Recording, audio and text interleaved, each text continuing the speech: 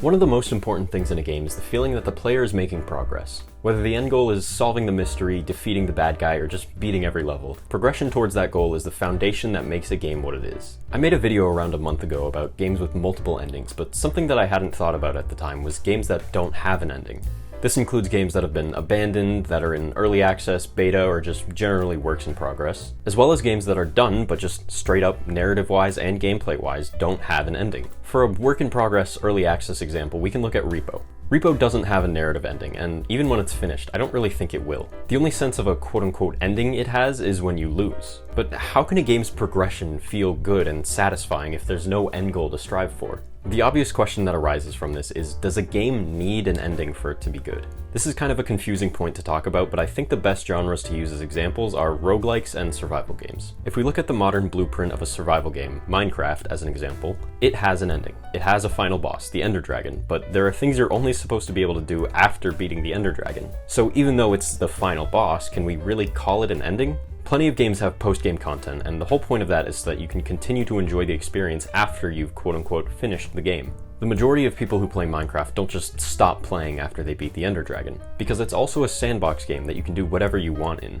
If we look back at Subnautica, longtime fans will know that that game was in early access for a pretty long time. Early access games generally had a fairly bad reputation back then, and still do to some extent nowadays, rightfully so. There's been far too many examples of unfinished games being sold for full price with the promise that they'll eventually be finished, only for the developers to pull the rug out from under their paying customers and abandon their unfinished product because their corporate masters, shareholders, and investors don't give a fuck about consumers. But Subnautica wasn't like that. The developers were involved in the community, they listened to feedback, and finished their game in a reasonable amount of time, which is honestly the bare minimum. My point with this is, for a long portion of time, Subnautica didn't have a concrete ending, but despite that, it was always a really good game. Obviously, it wouldn't have been okay if the devs just didn't finish it, but this brings up a need for a distinction between the different types of endings that we've talked about here. There's the common definition of an ending, which is the end of the game's narrative or story. It's when you solve the mystery, finish the final level, or beat the final boss. There's the ending of content, which in a lot of cases is the same as the end of the game's narrative, but when it's not, it's finding the last collectible, completing the last optional challenge, or exploring the last corners of the map. Speedrunners basically refer to these two different endings as any percent and 100%. That's completing the game with any percent of the game completed, or completing the game with 100% of everything in the game completed. The final ending is the end of the player's enjoyment of the game.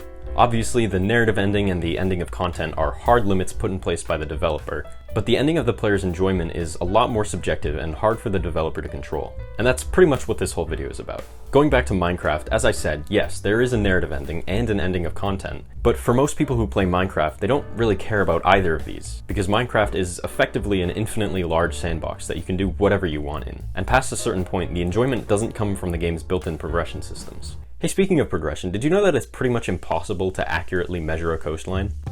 I know that sounds off topic, but stay with me here. Let's say I want to measure the entirety of the coastline of Great Britain. If I measure it in units of 100 kilometers, the length of that coastline is approximately 2,800 kilometers. But if I use a 50 kilometer ruler instead, the length is 3,400 kilometers, which is a lot longer.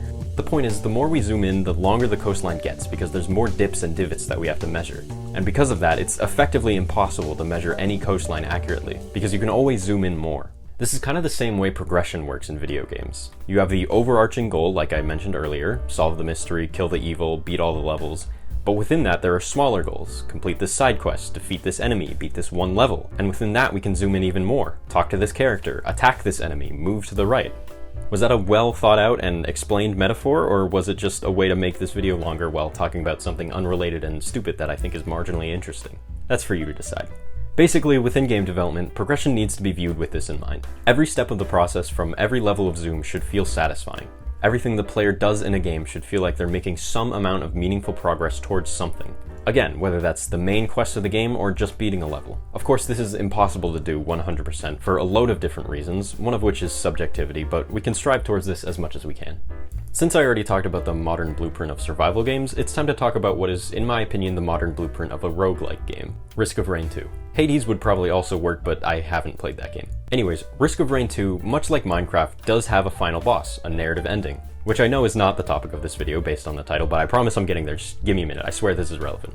Risk of Rain 2 is an interesting case because, in my opinion, once you get more experience in the game, it starts to feel like the final boss is the optional content, not everything that comes after him. For those who don't know, in this game, at stage 5, you basically get the decision to either fight the final boss, named Mithrix, or loop back to the beginning of the game with stronger enemies but keeping all your items and buffs. And you get that choice again every 5 stages. In the beginning of your experience playing the game, when your focus is on winning or reaching the ending, you'd pretty much always be choosing to fight Mithrix. But as your experience continues, like in Minecraft, the ending is no longer the goal. The goal is to have fun in your own way. Progress towards your own self-imposed goals and challenges. Keeping this in mind during development and giving players room to do that is a huge part of keeping that end of enjoyment as far away as possible. A game that sort of bridges the gap between a roguelike and a survival game in this aspect is the Long Dark survival mode. This is separate from the narrative story campaign and doesn't have an ending. The goal is simply to survive as long as you can without dying, and the ending is you dying. The game's effectively rigged against you from the start. You're guaranteed to either lose or stop playing when your enjoyment is over. So going back to the initial question of this video, how can a game's progression feel satisfying if there's no end goal? Well, like I mentioned with the coastline metaphor, the end goal isn't the only thing on the player's mind. The second-to-second, minute-to-minute, hour-to-hour decisions are primarily what the player experiences the game through. They only see the ending once, unless they replay the game, so everything that comes before and after the ending is what really matters to the player's experience. The Long Dark survival mode works so well despite the fact that there's no ending, because the player's choices feel important, and there's plenty of choices to be made in the moment-to-moment. Should I shoot that wolf so it's not a problem, or should I try to run past it so I can save ammo but risk it attacking me? Should I wait until the storm is over to go to the nearby building and find more resources, or should I just rush it and go now? A bad example of progression in a game really quick is something I recently experienced while playing Ark Survival Evolved. I used to play this game a lot in middle school and early high school, and I've come back to it recently, mainly because I can't afford to buy new games. But anyways, the majority of this game's progression is actually fine.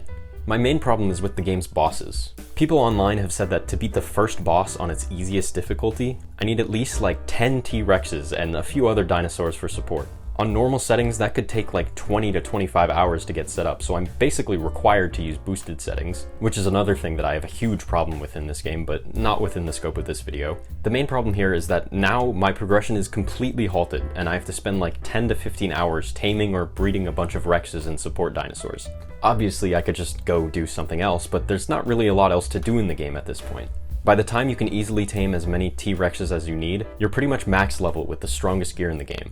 I could go try and tame as many different species of dinosaur as I can, but again, I'm at the point where taming almost anything is laughably easy, so that wouldn't be enjoyable for long. Going back to the very beginning of this video, R.E.P.O is a game that does not have an ending, yet still has extremely well thought out and satisfying progression. After every level, you get a moment to take a break and check out your options to prepare for the next one. During the levels, there are very clear goals that you need to meet, and within those goals, there are threats that you'll have to use skill and split-second decision-making to overcome. This perfect scaling of progression so that there's always something for the player to be working towards at every level of importance is exactly how games that don't end keep you playing. Thank you for watching, like and subscribe if you enjoyed, let me know of any other cool games that don't have an ending in the comments, and stay tuned for the next one.